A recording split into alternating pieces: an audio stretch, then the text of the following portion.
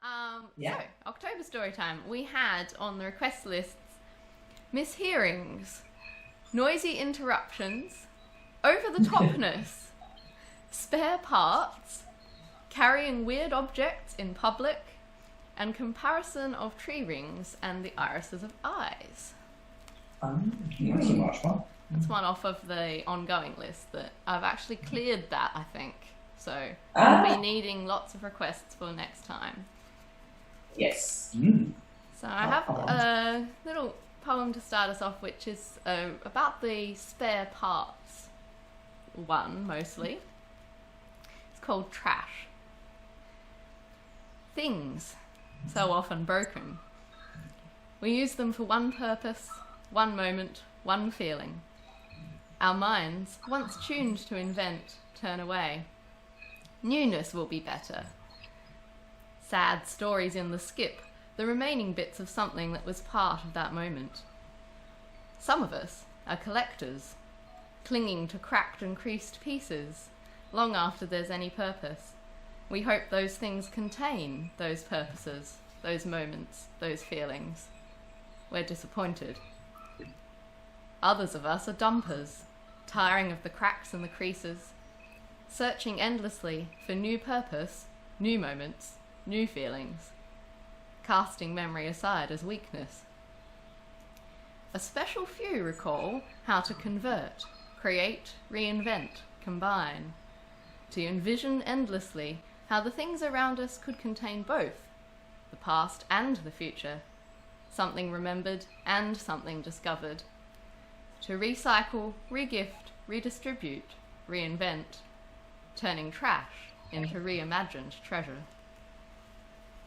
Very nice. So there's a character in this story who does a bit of that. Excellent. Very appropriate. We've been Grattan Street clearing today. So. Yes. I always feel sorry for objects that have to get thrown out. Yes, you do. And the history that goes with them. Yes. That's the thing. Yeah. But then I start feeling bad for objects I see in the store that you know are going to be thrown out, you know, like plastic toys or, you know, things that are going to be thrown out and they haven't even been bought and taken home yet. I'm feeling sorry for them. You have empathy on it. Alright, so the story is called Our Intensive Purposes. Outside the lounge room window, which was ajar, Eve, the older lady who lived across the street, was having some difficulty with a leaf blower. Alina was lying on the carpet with her chin in her hand while she read a book, because that was how book lovers in movies often read. She glanced up at her grandfather, who was watching Eve out of the window and seemed a bit cross. "Looks like it's all going awry," Alina commented. Gan squinted down at her, wincing at the sound of the leaf blower and blocking one ear. "Gory," he muttered, and came over. "Let me take a look at that book now." Alina got up, leaving the book on the scratchy grey carpet along with her fleecy navy hoodie. She went to stand at the window, looking out at Eve, who seemed to be being blown about more than the leaves were. "She's going a bit over the top trying to use that," Alina said. Gan came over and leaned on the window frame. "Yes," he mused. "Eve is known for over-the-top-ness." Alina giggled. "That's not a word, Gan." Gan smiled. "Well, I'm not helping her with that stupid thing. I'll take the rake out later." Alina reminded Gan, later, that he had said he would take the rake out, and watched to ensure he did. Alina's mum, Gerla, had once described her to her friend's mother as a bit literal. Alina knew that literacy meant reading and writing, having just done a test at school, and proudly surmised that literal meant good at such things. She had since endeavoured to live up to this description by reading every book she could get her hands on. Alina loved language. There were a great many words in the books she read now that she didn't know.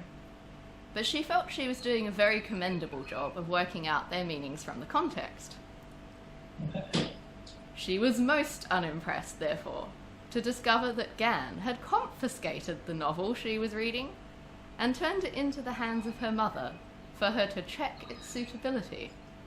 The novel was hard won, with a special permission slip allowing her to borrow from the senior primary section of the library, and Alina could not fathom why she was now expected to do more to prove her suitability to read it. Whilst Alina was attempting to plead her case with her mother, Gan was engaged in trying to convince Eve that the leaf blower was not worth repairing and would serve far better as spare parts. "I reckon I could use all of it in my automatic irrigation system," he told her. "And of course I'm always happy to rake up the leaves for you instead, especially if I can keep 'em. They make good mops, you know." "Automatic irrigation!" exclaimed Eve, more loudly than necessary. "Whatever next?" Gan shrugged, concealing a proud smile. "I could probably rig some up for you if you like." Just then, however, Alina emerged from the house, came and stood near them, and said, "Hem, hem." Both adults looked at her. "What?" Gan shook his head. "Your mother wants me sewing now?" Alina laughed. "No, Gan, I was getting your attention. Hem, hem." Eve hooted with big, overwhelming gulps of laughter. Gan waited for her to stop and then said, "Well, you have my attention, Alina. What's up?" Alina looked up at the clouds. "No, I mean, what is it?" Alina folded her arms. "I demand to know why you've removed my reading material without provocation." Eve, fortunately, had lost interest by this point and wandered back to her front door, where she was adding some large fake sunflowers to the colourful wreath she'd hung there. "Well," Gan mused with a small smile, "you said it was getting gory. I would call that provocation." Alina frowned. "I said no such thing," she exclaimed. Gan spread his hands. "Well, it seems it's your word against mine, miss, but you know you mustn't fib." Eve put a stop to any further discussion of the matter by loudly slamming her front door, vacuuming her doormat, and then shouting that her life was over and she'd have to sleep in the gutter because she'd locked herself out. After Gan had finished using an old bike spoke to break into Eve's side window, he returned to the lounge room with the parts of Eve's broken lawnmower in a washing basket, to find Alina and her older sister Tuya having an intense debate about their favourite television programme. "It's like another Genna now to her," Alina was insisting. "They completely changed everything." Tuya wrestled for the remote. "It's not a goner. It's definitely still on at 6. "I didn't say goner. I said it's not good anymore. It's all romance, gross stuff now, and barely any magic." Tuya rolled her eyes and laughed deliberately. "Ha, you mean genre. And it's not even a different genre, stupid." She snatched the remote free of Alina's grasping fingers. "Girls," exclaimed Gan, "what would you prefer? TV that you watch nicely together, or no TV?" He took the remote away from Tuya, who sulked. They were all quiet for a moment, Gan contemplating whether it would be possible to run some piping around the wall to automatically water the indoor potted succulent plant. Before any agreement could be reached on the television, however, a deep rumbling erupted from the backyard, and Gerla went past with the whippersnipper, making it impossible to hear anything anyway. On Sunday, Gan took Tuya and Alina into town on the train to choose a birthday present for Tuya's 13th and visit the various small markets and op shops that formed Gan's mental map of the city. Alina expected that Tuya would choose a boring present, such as clothes. But she liked the city department stores, which always had a book section, and the quirky second-hand shops. Through the window of the train, Gan spotted a roadside sale, with hay bales, some vegetables, and apparently free horse manure. He took a note in his little pocket diary. "Remind me on the way back, girls," he said. "We need to get off a stop early to pick up some of those bargains." Tuya exaggerated, putting her hands over her face. "Grandpa, we can't carry poo in public." But Gan just snorted and returned his attention to Sudoku puzzles. They disembarked at the bustling city platform 25 minutes later, holding onto one another's backpacks in order to avoid getting lost in the crowd. The intercom roboted out its usual message about minding the gap, and then crackled into static and merged with the radio blaring in the underpass tunnel. The song playing was familiar to Alina from when Tuya played Guitar Hero at home. She turned and gave Tuya a look, and they started to dance along, playing air guitars. "With the lights out, it gets dangerous. Here we are now, in containers." Gan cackled, a low rumbling cough-like chuckle. "Are you sure those are the words, young ladies? How would you get in containers?" Tuya shrugged. "I don't know, I guess 'cause the lights are out and no one can see where they're going?" Alina shook her head. "No, it's because everyone has to be in containers so they don't move around haphazardly when the lights are out." Gan nodded as he walked. Either one is a reasonable explanation. I think people can move pretty haphazardly at parties. I believe the lyric is actually entertain us, though. I only know, of course, because I am quite old, and I remember when this song was popular at karaoke.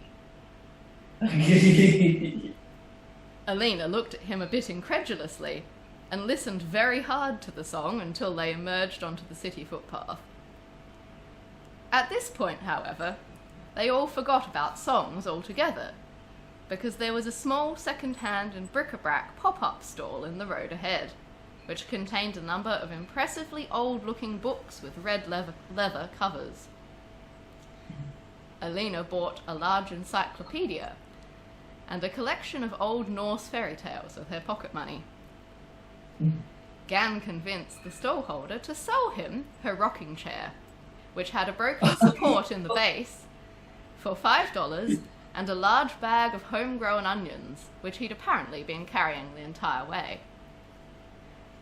Alina, Tuya, and Gan set off for the department store, carrying the rocking chair by the arms, the two girls together on one side and Gan on the other. At the entrance, the shop assistant gave them a startled look, so Gan negotiated to leave the rocking chair behind the counter until they left. True to Alina's predictions, Tuya selected a dress with daisies on it and some purple nail polish. Then she announced that she was starving, and Gan asked what they wanted for lunch. Alina said hot chips, but Tuya looked thoughtful. "Could we go to, a sandwich place that might have cold turkey wraps?" Gan looked perplexed. "That's very specific, Tuya." Tuya nodded. "Yes, I need to get rid of my nail-biting habit so I can wear this new polish. Lucy at school said that her dad is giving up smoking and he's having cold turkey because that helps you break habits." Once Gan had explained that eating cold turkey did not in fact help one to go cold turkey, Tuya too wanted chips. Alina wanted to know the origin of the strange term, but Gan didn't know, and to her great disappointment, neither did her fancy new encyclopedia. They bought a big parcel of hot chips from the nearest takeaway shop. where their rocking chair got stuck in the automatic door and caused a brief stir. Then they all sat in the mall, where they could listen to the buskers to share their meal. Alina seated on the chair and rocking in time to the music. "Bone up the teeth," said Gan, and the girls grinned and tapped their teeth as though preparing them for chewing. Gan went up and gave the change from the chips to a man who was playing violin with his hands and a cajon box drum with his feet. Next to the hat he'd placed down for money, the busker had an old bass drum beater pedal, which had come apart at the hinge. "Are you going to throw this away?" asked Gan, picking it up. The man nodded. Gan inspected it. "Mind if I take it?" The busker shrugged, still playing, and Gan put the pedal in his backpack. Later in the afternoon, the three of them returned to the train station, Gan and Alina laden with backpacks much heavier than those they'd set out with. The turnstile proved a problem for the rocking chair, which got stuck, then flipped over suddenly and nearly landed on Tuya, who nimbly leapt aside. The station staff did not seem best pleased, so Gan, Alina and Tuya hurried to get on the train. Unfortunately, the train door too entrapped the rocking chair's solid base, and an attendant was obliged to come and wrestle with it until it popped through into the wheelchair seating space and sat rocking back and forth next to a very surprised baby in a pram. "Gan?" Alina steadied the chair and smiled at the baby's mother. "Are you still going to get horse manure as well?" "Thank you for reminding me," exclaimed Gan. Tuya turned her back and sat in the window seat as if she was not with them. It was early evening when Alina, Tuya and Gan staggered back up the road home. Gan with horse manure over one shoulder, backpack on, and free hand helping to carry the rocking chair. Halfway up the street, they were obliged to pause and sit the manure on the chair for easier manoeuvring. They were all rather exhausted and shuffled along in a subdued silence, despite some odd looks from behind curtains. Suddenly, the silence was broken by the sound of a motor. "She better not have got a new leaf blower," Gan puffed. Alina strained her eyes to see Eve's garden first. "No, she's cutting her hedge with a chainsaw." Gan looked alarmed, and once the girls were safely in their own door, he went immediately to intervene. Meanwhile, Alina and Tuya hauled the rocking chair inside. "Once it's fixed, do you think we could have it in the reading fort?" Alina wondered. "For our intensive purposes, it would be perfect." Tuya snorted. "That's not a saying, Alina. Although, our purpose is pretty intensive. Grandpa will probably let us have it." Gan had successfully put an end to the chainsawing of Eve's hedge, and agreed to exchange some work with the secateurs for a cup of tea and some cake. For a moment, Eve was actually quiet, sipping her tea, alert but relatively calm. Gan was admiring the large logs stacked ready for the winter fires in Eve's shed. He mentally counted the rings.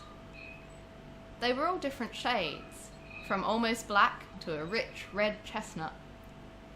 He couldn't help but notice the similarity to Eve's alert brown eyes, scrutinizing him over her teacup. This, he realized, was a very rare, peaceful moment with her.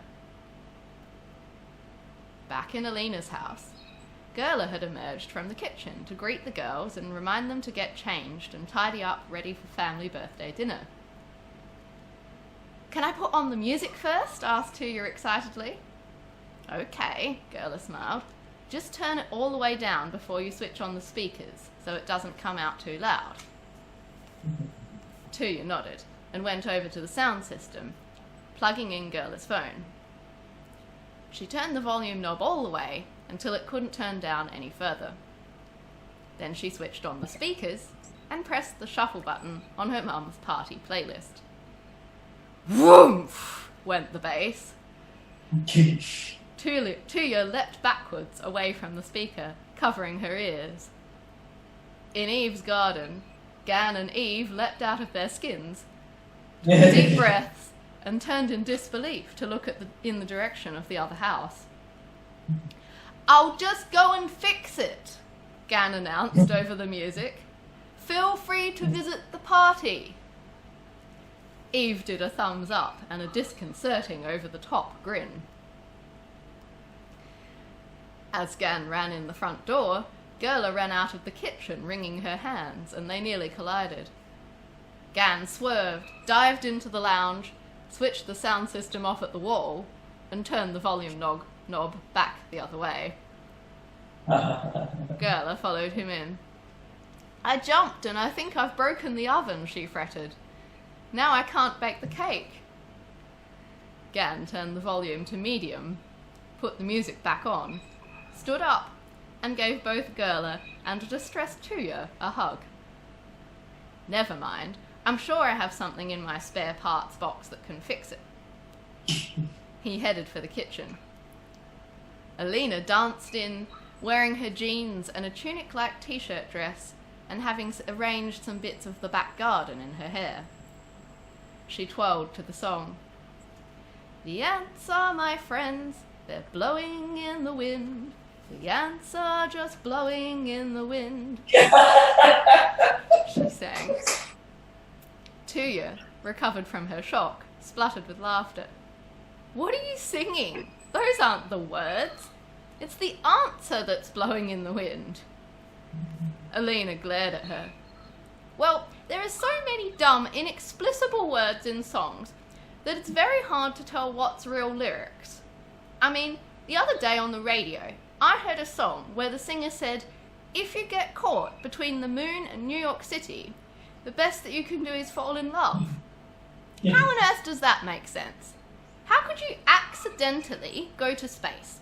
It takes 770,000 litres of kerosene and 1.2 million litres of liquid oxygen to get to the moon. It's not as if you could go halfway and then have your next bus cancelled. And how would falling in love help? It doesn't even make sense for answers to be blowing in the wind, unless they're, written on papers. I think ants are more likely, although I do feel quite sorry for them." Gerla and Tuya stood still throughout this entire speech, then looked at each other and spluttered some more. Alina did not appreciate being laughed at, and went to storm out, but Gan appeared in the doorway and said, "I found just the thing in the old leaf blower. The oven is good as new."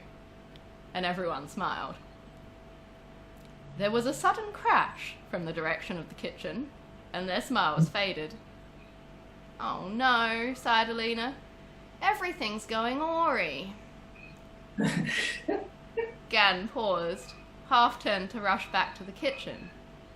"Awry? You mean awry?" Alina stamped her foot. "I've had enough corrections now."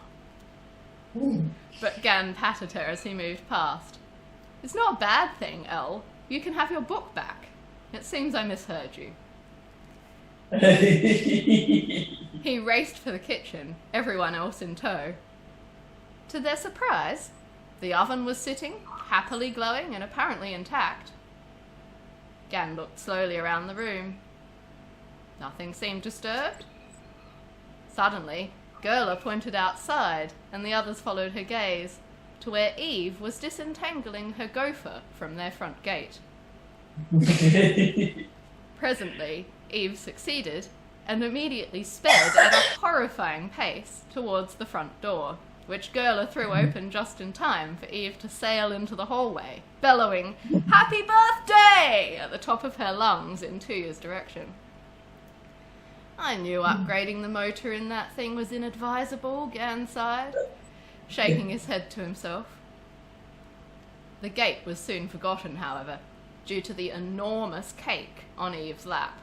It had rainbow icing, chocolate stars, jelly beans, ice cream, and strawberries. Much later, everyone sat quietly in the living room, savouring the last of the cake, as Tuya played a short riff she'd learnt on the acoustic guitar. The oven was still happily standing, the plants had been automatically watered, and the rocking chair had been repaired and was being happily sat on by Eve. Alina had her book back and was immersed in it. Tuya finished playing and let silence fall. She smiled over at her sister. You know, for our intensive purposes, this is a great way to end a birthday evening, she announced. Alina emerged from her book world to smile back. A moment of perfect, comfortable stillness descended. And then the neighbour over the back fence fired up the mulcher, and everyone gave up and headed to bed with earplugs. Lovely. That's lovely. I like the our intensive purposes. Yes. For our intensive purposes, might be time for cake. Yes, that's lovely. So we don't care about everyone else's intent. No, Our intents. our intensive. I love it. That was nice. That's when you're going to even have cake or tea or whatever. I have a piece of cake. Yes. Force yourself. Force yourself. Poor Sarah can't have any of our cake. Oh, No. where's my cake? There you are. There's a little bit of cake. No power tools went off at your end? No. Do you know what? That was a real rat, wasn't it? Yeah. But that's okay. There were lots in the story. Just when that they'd be appropriate, there were none. Yeah, you know. There was you some know. like whooshing of cars going past on the wet road outside my place. That was lovely. I loved the cake, Sarah. Like every child's. Can you just move that? Oh, that's not. Every child's dream with like everything on the cake. Yeah. What would you want? Ice cream or strawberries or everything? I'll have everything. I'll make it. Yeah. That's lovely. It would be funny if Eve was the over-the-top one. You know, it's the old lady that's like it, not the child. Well, she was a bit over the top as well. The They're child both a bit over. was a little. Both of them were. Both of them were a little bit but in different ways. Yeah. But I quite like that. I'm going to be a bookophile or a bibliophile, and making that decision and reading the stuff even if you don't particularly understand it, and that kind of guessing contextually at the meaning of a word and not getting it. And how they would be pronounced. And I had such a long list of those because I looked that up. I was like, well, this happened to me. I know it's happened to Lloyd and it's happened to other friends who read a lot as children. That you think you've always read this word and you're reading it in your head with a certain pronunciation, and one day you say it and everyone goes, what? That Barry says sometimes, don't you, Barry? You say Ori and I go Ryan. oh, you say Ori. Barry does say Ori because it's not a word that you would use, whereas I would use that probably wouldn't. You just say wrong, things go wrong. Yeah, something's gone wrong. Yeah, it's not one that you normally use much, is it? No. But yeah, there were lots of other ones. I like the intensive purposes though. Yeah. Took me a minute. Well, a lot of people say that. They say intensive purposes for all intensive purposes. But For all intents and purposes. Yeah, instead of intents and purposes. Yeah. All intents and purposes. Yeah. So that was just a really common misheard / like misused thing that came up. Well, it was one of the most common ones that people think it's intensive instead of intense and. But yeah, there were lots of those like read it and don't know what it said, what it is. Click for click, like thinking, oh well, this will be French, and saying click. Yeah. Lineage for lineage. Yeah. Oh, that's understandable. Quay, you've got for key. The key, yeah. I remembered saying skule. This word skule. No, for sequel. It was like we were talking about some movie or other. It's very, very good. There should be a skule, I said. Beautiful.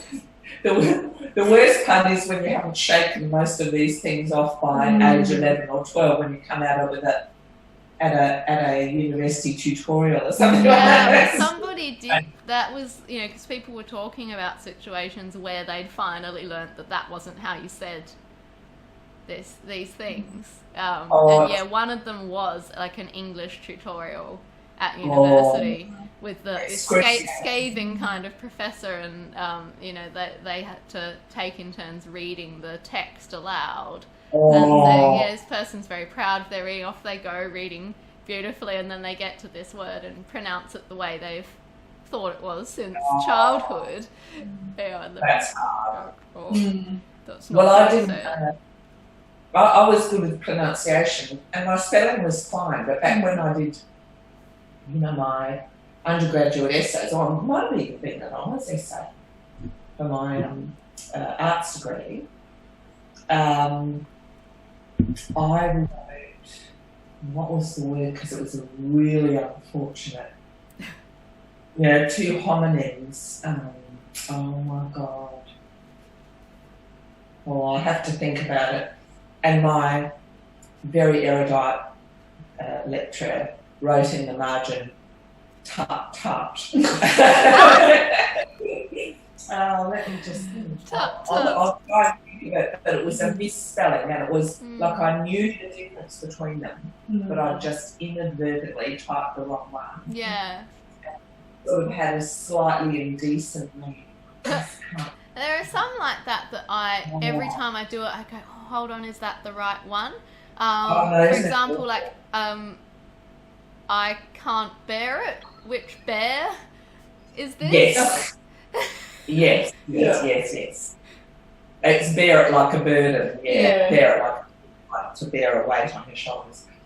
One of the other things that happens kind of related is very, very simple words suddenly looking really peculiar. Looking wrong because you've written them lots of times. So you then type, what? Is that how you spell what? Yeah. That kind of weird. Yeah. One that would be quite awkward is it... 3 times of weather. You pick that one? Got that one there? Weather's hard. Weather is a hard. Whether or not, the weather outside and the weather sheet. Yes. And which? Which is which? Yeah, they're all right for me, but the weather, the sheep weather, a lot of people just don't know that word at all. Yeah. The sheep one, it's not a very common one. Yeah, that's really lucky. It's not the used good very one much. is quiche, which quite a lot of children initially pronounce quickie. That's unfortunate. I thought that one probably shouldn't go in. But there was some great... there was this one, actually. People were talking about mishearings, things people had said that they'd misheard. And this person put this thing, but they didn't explain what had actually been said. And I can't work it out, but I couldn't decide if it might be something a bit inappropriate, so I didn't want to put it in. But it was, they thought their mum had said to their dad, "What would you like to drink before I iron you?" Oh. But I couldn't work it out. Couldn't work out what iron could actually be. No, the closest phrase to that is like, "I've got my eye on you," but I don't know why. Why would you say, "What would you like to drink? I've got my eye on you"? Yeah. One I really liked was people going through a shopping centre and there was a sign, "Emergency stairs." Stairs you'd use instead of a lift in the case of a fire or whatever. And this person had the habit of reading signs out. And so they went, "Emergency stairs," as they went past, and their mum, who was with them, went, emergency stairs, and just didn't click. And she thought it was the other kind of stairs. So like then they would forever go, walk around and turn around and go, emergency stairs. And, and stare at each other. Yeah, when I was a kid, I believed our dog came from the Wilpena Pound. Rangers. I love it. Yeah. The Wilpena Pound. Oh, poor little dog. That really remote pound up there in the Flinders. I think that'd be quite a nice thing to add for another story time, is that thing about trying to foretell the future, because you never can. Yeah. Predictions. And how accurate or otherwise they turn out to be, and it's to make them. Tea leaf reading. Actually, some people read coffee grounds too. Yeah. Actually, a pretty common one. In fact, talking about predictions or diagnoses, that's another one. Predictions and diagnoses. Mm-hmm. What do you think this is for? Keegan, examine and then maybe show it to the camera. It has a purpose. It looks like a little piece of copper tube. Or it is a piece of copper tube, correct. But what is it for? My dad used them a lot. I'm going to keep one. I have to keep one. Yeah, pass it forward and show it, Sarah. They're not for joining things or sort of washers that go on things. Oh yeah. Oh, it's longer than I thought. Oh yes, it's at least like maybe an inch or and a half. Yeah. Maybe quite narrow. Oh, okay. So what is this for? What could this be for? It's a small pinch. Yeah, very small. I would have said it's something you put on the end of something else to form a spout or a mouthpiece, or it's to join some pipes together or something like that. That's pretty good. No, what it is my dad would use any kind of bolt or screw, and he would have collected them, spare parts. And so they often wouldn't match. Yeah. So one would reach all the way and one would be way too deep for the wood. So if you're going to put it all the way to go right through. So he'd put like a sleeve on it. Make it, sit out far enough. So in fact it is a bit like a washer. Yeah. Just happens to be a 2 centimetre washer instead of a... So it goes over the bit that sticks out. Another thing you could add to the story list is unusual uses for. So that would be one. And I'll just get another one. Also a Bratton Street one. So Sarah, I don't know if you remember this. No! He's really loud, we can hear him. Do you remember this teapot? Oh yes, the use of the hose, yeah. The use of the hose, that's to insulate the handle of the teapot, because it used to get really hot. Over there, it brought it home. And it stayed there when you left. Then Josie moved in, we brought it home, we put it in the cupboard. When she went, we took it back. Then we brought it back here again, and now it's gone to Unley. So now living in Unley. Okay. Yeah. Well, my idea might tie into the moving piano. Might be about a haunted appliance. Haunted appliance? If you want. That's moving around the country. Oh, I like the appliance. Recently done a kitchen renovation, and somebody like, that sounds like a lot of effort. Apart from the fact that it was, I don't know, maybe in the 70s, colours, water damage, and two of the 4 elements didn't work on the stove top, and the oven made beeping noises at 3 a.m. in the morning for no reason. It was just haunted. Oh, that's lovely. Oh, that's a great idea. I love that one. Yeah. Lovely. The haunted appliance. Yeah. My phone. Yeah, your phone is definitely haunted. Your phone's haunted. Yeah. Or it's one of those hibernating type appliances. Makes noises and you don't know why.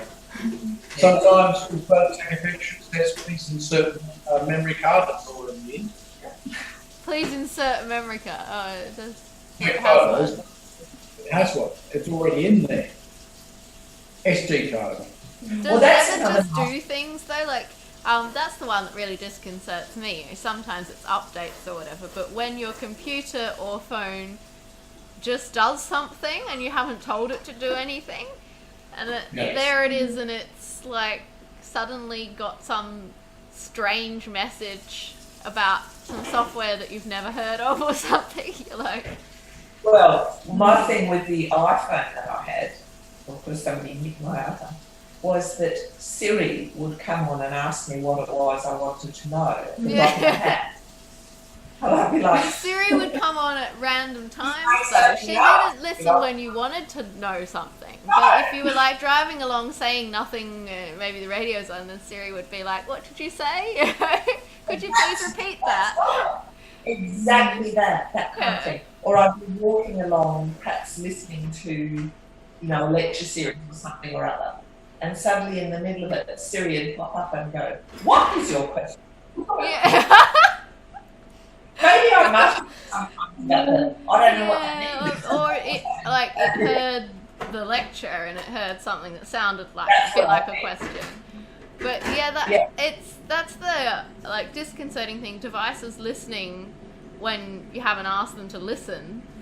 Because that sort of happened to us last weekend. We were looking up, when we were looking for our flights, and so we were having a discussion about, we should go on and try and get our flights for December. And then Lloyd opened Google and it came up with flights straight away without him typing it in. And we were like, were you listening? Yes. Well, we didn't ask you to listen. We weren't doing voice activated. If it's been a recent search. Maybe he had searched it another time recently, or Like maybe it's something we search for around this time of year or something like that. Yes, that would be that. So it's like it's doing a thing where it goes, about now you normally look up flight prices. Well, that could relate to that topic about predicting the future. Instead of predicting the future, trying to predict what it is that caused the said app to start behaving as it did. Yeah. As I said, I was going to say, I get quite suspicious. Say I use the iPad. Barry usually uses the iPad, and if I use the iPad and all these keyboard pictures start coming up along the side, I get really nervous that Barry's been researching another. It's just because he's done so many searches in the past and he's been selling them too. So it's a word he types all the time, keyboard. You have it is a little bit. What have you been researching? Since I've retired, I've sold a lot more. How many you bought, Barry? Well, that's not quite right. Well, I think it is relevant. I've got trousers and I brought a jumper as well, just in case, because in my house I'm always cool in the evenings too. Yes. I wear a dressing gown. I come home from work, I put a dressing gown on. I cook in my dressing gown. Everything in my dressing gown. That's another one you can put in, even if it goes on to the futures list. We could do about being in pajamas or dressing gowns, and that if we then had a pajama party. It could all tie together. Definitely, that would be nice. Yeah, because it's actually a really interesting thing. Like all these executive women, you name it, and they dress to the nines and they're made up like the thing.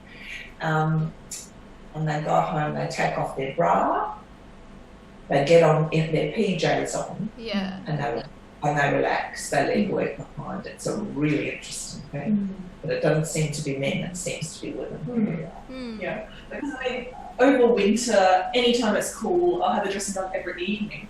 But then when it started to warm up the past couple of weeks, sometimes I'm like, I don't really need it. And I just have this sense of loss around here. So they're cuddling at the gowns. Yeah. Now we don't do dressing gowns in the evenings, we do rugs. Okay. Yeah. So we're getting seriously into the nano rug thing. Yeah, I'll wrap this around me. to like get under this, wear it like a cape or whatever. We've got. When you're saying about the waiting, if you're a bit upset or whatever, I'll like sort of sausage roll up in something like that, and to like feel wrapped up. I've always got a blanket on the couch, so if you are watching TV or anything, you've got that as well. But the dressing gown, I'll wear it, and I'll go take the bins out, and I'll clean the house, and I'll do the cooking. You know, it's so good. Absolutely. I'm getting harassed. Mouldy old dressing gowns. What about clothing people, as opposed to hoarders? Clothing that people won't throw away, even though they've got. Oh, because they really like that nasty old one. Yes, I know what you're referring to. Like the one Barry's wearing. Hoarder's jacket. I won't say I've tried to throw it. I'm not a person who would sneak things out into the rubbish bin. No, I don't know. But I have. There was a grey one as well. Made specific requests. No, the grey one wasn't as disreputable as that one. Yeah, the other one was a bit better. That one's got paint and stuff, doesn't it? It has got paint and something, and the zip doesn't work, and it's thin as anything. But he just, given a choice, that is what he reaches for. Which is a bit like dressing gown, which is really, really interesting. Yeah. That's his dressing gown. Or blankie. His blankie. Yes. Needs that jacket. Adult blankies. That's what it is, Tegan. It's adult blankies. Adult blankies. That's what they are, isn't it, when people do this? Yeah, adult blankies. What's your blankie? I don't know, I've got a blankie. You don't have, like a clothing thing or a particular rug or anything that you... Nothing specific, no.